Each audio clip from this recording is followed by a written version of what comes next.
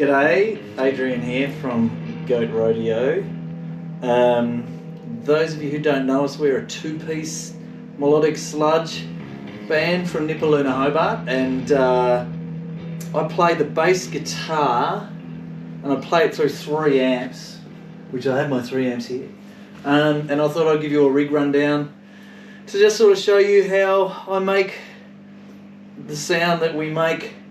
I think the main comment we get from people when we play is that it sounds pretty thick and pretty huge, which is sort of what we're going for. And there's lots of different ways that people do sort of the octave up, lots of different things. Like Nano from Black Rhino, he plays the guitar and he has octave down. Royal Blood or Baby Dave, who are a great Hobart band, do the bass and then the octave up, and that's what I do, but I split my signal 3 ways. So let me talk you through what we got.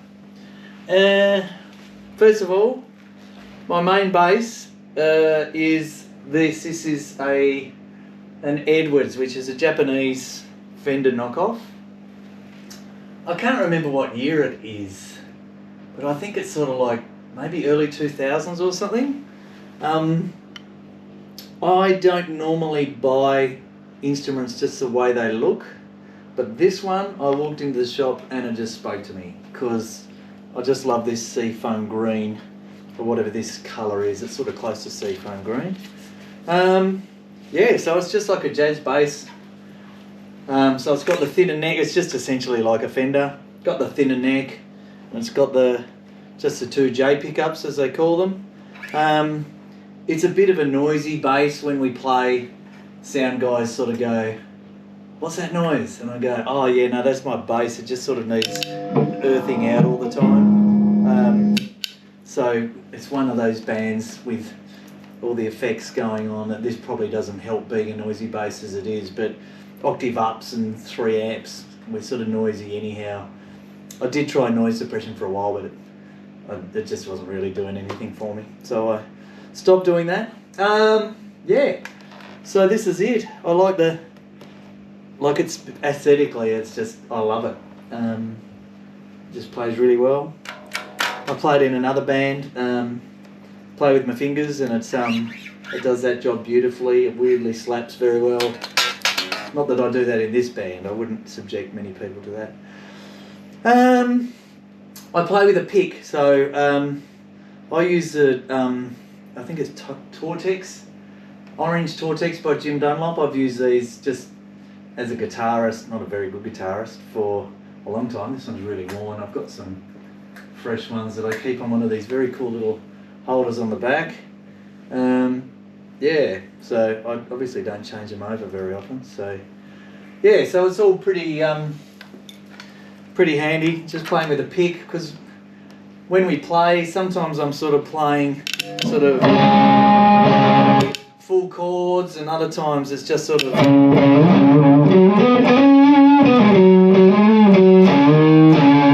just one note, and you need it to work with.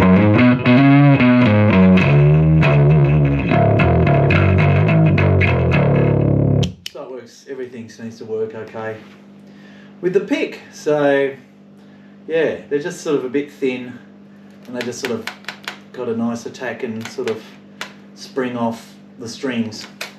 So yeah, so that's the bass, and that's into sort of, probably I'll go through my amps. So bass wise, it's one of the most ridiculous expensive things I've ever bought is this Mad Amp GT200 bass amp. So I got this made and shipped from the UK. It's essentially like an orange. It's made by the guys who make Orange amps, or used to be a part of Orange amps. Mattis is the name of the guy, thus Matt amp. And you can choose your colour, and you can choose the decals. They got all sorts of different decals, so I thought that was pretty cool. This is, and we'll go through it on my pedal board, but this is essentially my sound. I don't use pedals if I've got this to get my fuzz sound, because this thing is just an absolute fuzz machine as it is, and it's built for that. This is the amp that Sleep use. If anyone knows Sleep, they make theirs green.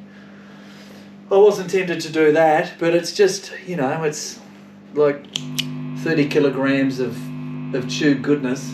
And just playing through the old Ampeg 8x10, which is really annoying to take to and from gigs, but frankly, I am quite vacuous because I like the look of my bass and I like the look of my bass amp, and I play this in all my other bands as well. I dogmatically take it to every gig. It's just tubes, man, and it just sounds really good. I don't have it, I have it a little fuzzy.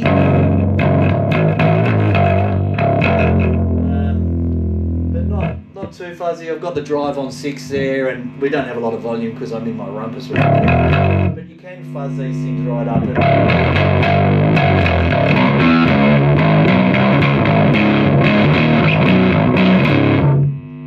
But I'm getting old and mature, so I just have less fuzz than I used to when I was just a kid with like a Sans amp or something like that.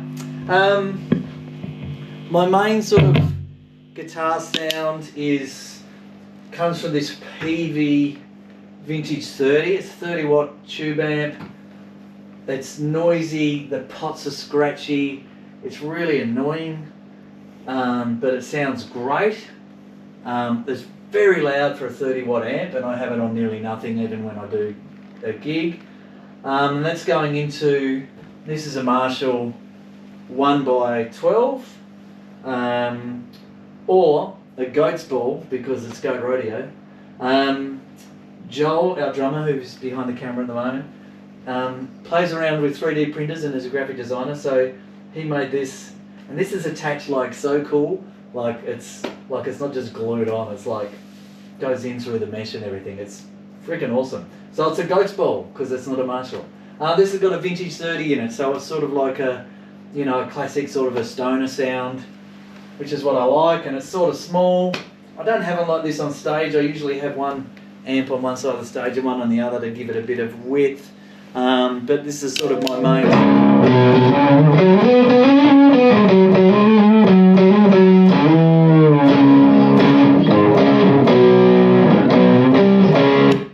That's sort of my main sound. And I'll go through my pedals in a minute. The other one is, this is a Black Star Club 40, I think it's called. So it's a 40 watt amp. Not as loud as this 30 watt PV, which is like an older amp. But it's a Goat Star, of course, because Joel did that as well, which looks really shit hot and shiny, I think. Again, stuck on like you wouldn't believe. Both these amps are just used as like a pedal platform, so they're both clean signals. And this one's sort of just a bit more. This amp I switch off a bit during the gigs, because this is my main sound coming out of here, and this just fills it out. And this is just sort of just a real.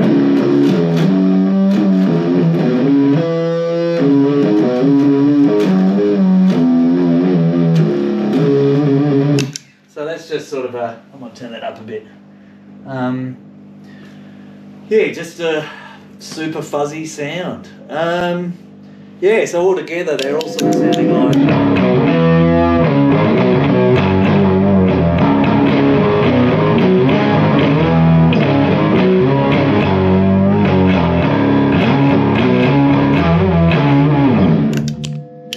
That's it all going. Right, to the pedal boards. So, the main thing, like everyone goes, what are you doing octave wise?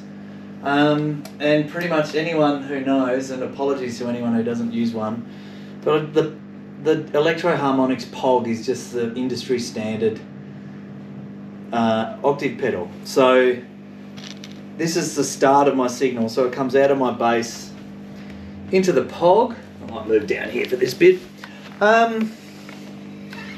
Into the POG, and the good thing, this micro POG, it's got two outputs. So it splits my signal immediately. It's got a dry out and effect out. So the effect out is just a dry signal, and that's the dry signal because it goes straight into my bass amp. Fun fact, it does go through, I've got a JHS four-wheeler fuzz. This was number 249 built. I know that because it's got it written on it. And that was my fuzz pedal before I got this ridiculously expensive bass amp. It's sort of like a muff, sort of a fuzz. It's on my pedal board in case we do a gig and I use someone else's amp and I need my fuzz. So then I will use this as a fuzz. But yeah, at the moment all I do it is because it's so tight in here coming out of the POG that really I just use it because I can plug it in and unplug it really easily, which is pretty boring. So that's my bass sound. Is just really simple. It's just, you know, just through the POG dry and through a pedal that's not even on. So the main thing with this is that the way to think of it is that in terms of the guitar stage, it looks quite intimidating, and people like Dan, Joel's brother, goes, "Your pedal board intimidates me," but it's just really simple. It's just it's really just two sort of lots of signals for the guitars because the bass just goes straight through. I've got this Walrus Audio Power. Like, this is like probably one of the most expensive things on the pedal board. So it's got like, I think I've got like one power output left on this if I wanted to do anything with anything extra, but I don't want any more pedals. And it's just it's just like the best power pack you can get, really. Very important. And before gigs, I always check to make sure everything's still plugged in. What else? So I've just got a tuner that sits off the side. That's just a cheap small Mua tuner, which is a bit crap, but it's sort of mostly fine. And that's just on all the time because of the way that I split my signal. So, the other thing I didn't tell you is I do have a mute pedal, sorry. I come out of the POG into a mute pedal and then into the JHS and out, so I can turn the bass on and off during the gig, which I do quite a bit, so sorry about that. Right, Duncan Brown from Northern Subs, I have to blame for how I end up having so many pedals. He gave me this Mimic pedal by TC Electronics. He said, I tried it and I didn't really like it. And I was just thinking about starting to do a duo, and I was like, oh, it sounds pretty cool, I could get that. And what the Mimic pedal does is it just changes the signal slightly, changes the attack, and I'll show you how that sort of works a bit later. It changes it all as a doubler, so you sort of get that like two guitarists playing sort of a sound, like it's Iron Maiden or something like that. So what I do is I immediately run my guitars out of the octave up through this TC Electronics Spark, and that's just cranked up. That's just a boost pedal, cranked up 20 dB to just slam the signal through because there's just so many pedals, and it's a shitty old bass that doesn't have active pickups, and it goes into the Mimic, so it immediately changes the signal slightly to the bass signal. So one guitar and the bass just very subtly different. And then I go into this AB box which splits my signal in two, and this is like really the big part of our sound and our show is me stomping particularly on these two pedals here, turning them on and off. So that's the bass, that's my secondary guitar coming out of the Goat Star, and this is my my main one, which is the Peavey. So this little box is really cool. It splits the signal, the tuner can run out of it, so the tuner's on all the time. I've got these very sexy little Goat Rodeo things because Joel with his 3D printing has done these little buttons, which is super cool. And they're pretty handy, particularly these two here, because I do just slam those on and off through the gig. So, signal goes in there, splits in half. Signal number one, my main signal going through the Peavey, goes through this Morley wah, which I use in a couple of songs. I use it in Shrek Was a Doco. I use it in a new one we're working on at the moment, which we're just about to unleash live, and we're going to record next year in 2026. And this is just like the good thing about this, I'll stand back up again, is that it's really small, so it fits on there. So I was after a mini wah, and what I didn't want was a wah-wah pedal that would, you had to sort of step on to turn on, or have a button to turn on. This just, you just cock it and it goes over.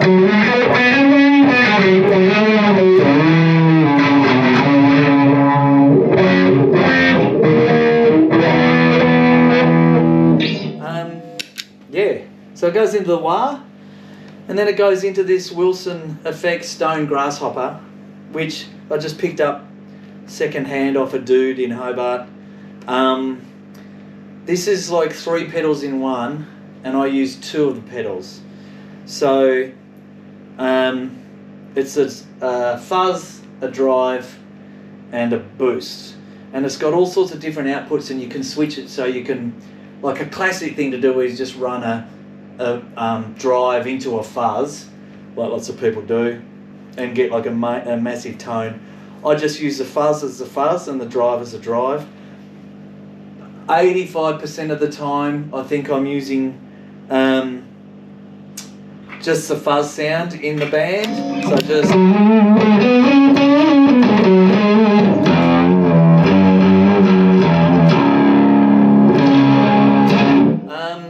but sometimes I use the drive as well. So we've got a song I done running, and that's like...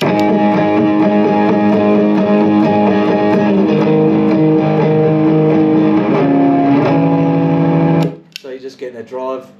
The fuzz is a, what do you call it? It's a fuzz face, which is like what Hendrix used.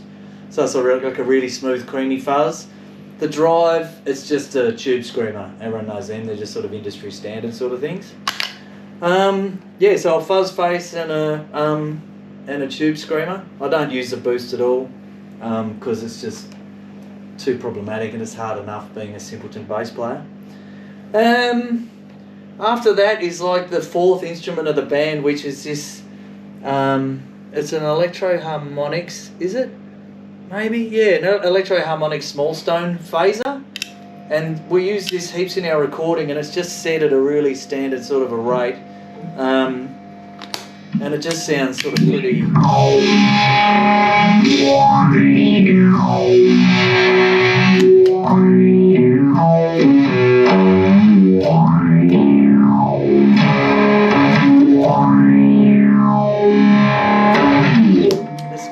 Like bugger all controls, like it's just one thing, and it just, you can just turn the rate up and down. It's got a colour switch. I don't know what it does, so I just switch the colour, but that's always good for like playing sort of stoner stuff with us, like an epic sort of an ending, or if we just want to change the song up, we just play the riff that we were playing at the end and I turn that on, which is a bit of an old trick, but it seems to work.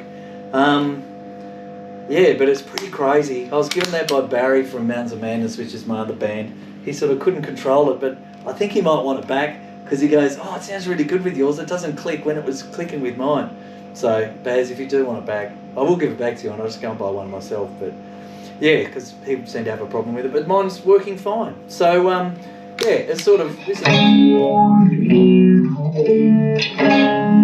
That's it without any... Just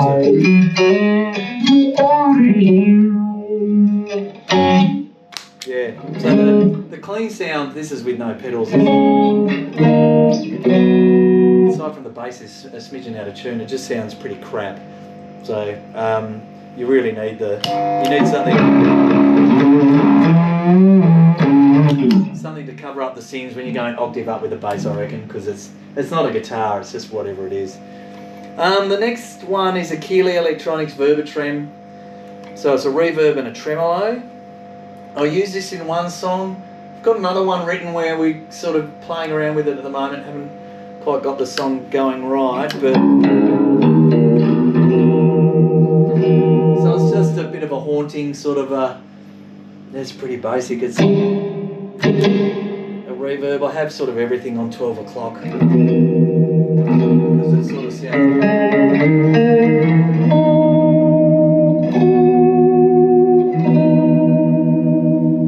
And that's it again, like this, you know,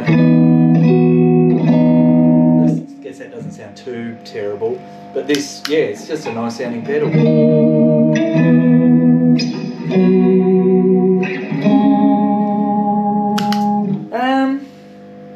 Cool, so that's one lot of signal, and so it just sort of starts here and just runs to there. So that's just like a basic pedal board of really just 1, 2, 3, 4 pedals. And then we just have the other side, which is the Pharaoh pedal, which is what Barry from Mountains of Madness uses, and I just love it. It's like a what's it based on? The Big Muff. It's based on the Big Muff. It's got you can do germanium or silicon or none, and I do silicon for whatever reason, and it's just a massive sounding. There's a Blackheart's Toneworks is the name of the pedal company, just like a small boutique brand.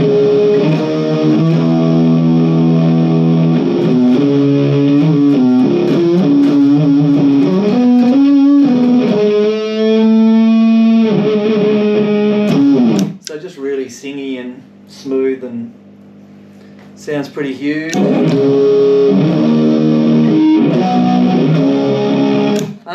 But the only other trick I've got with that is I've got a second mimic pedal, so that one that just changes the signal a tiny bit, it changes again before it goes into that pedal. So in theory, you sort of have, I'll see if I can make this sound not terrible, but you just have, you can just hear just a slight different attack to if they were all not on. That's all, and it just buggers with the volume a bit, but so there's just like a tiny little change. So that's my second one, and that's Duncan's fault from Good Northern Subs for doing that. So it just sort of adds to a little bit more width to the sound. So ultimately, I just have this like huge sound, which people say it's huge. So I do have a mute pedal on the end here. And that is only so that comes out of the Verba trim and then goes around and into that, so I can it's the same as the four-wheeler fuzz. I just do it so I can actually plug into the amp, because I can't get in between the Verba trim and that mimic pedal. So it doesn't do anything. It doesn't even have a light on it, but it still works if I wanted to, but I don't. Yeah, so the main thing here, Jolie, you might want to get close down here. So this is where the sort of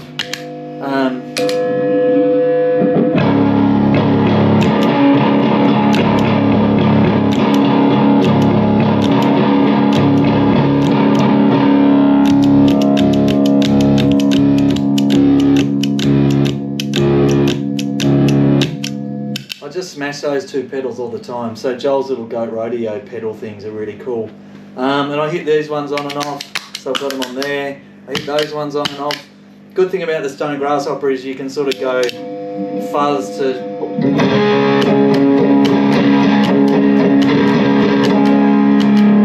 by hitting both.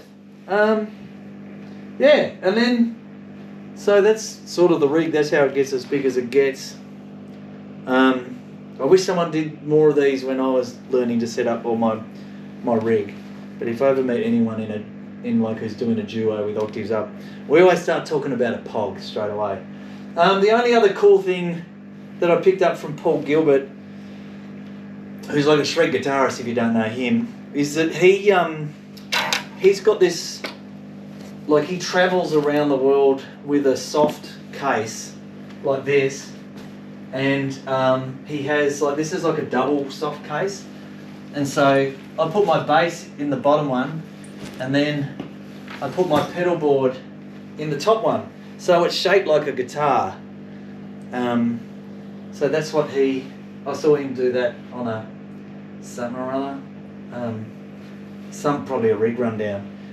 So I sort of copied it, and I had to sort of I went to the tip shop and just grabbed some crap. Had to cut it all up and do all sorts of crap to get it right, but it's mostly good. It probably all needs re-sticking down. This isn't even stuck down really, the wah-wah pedal, but it just is so jammed in, it just fits. So that's my rig, that's how I sort of make the sound I do, and it's lots of fun. So if you don't know us or follow us or anything, know us and follow us. Or something.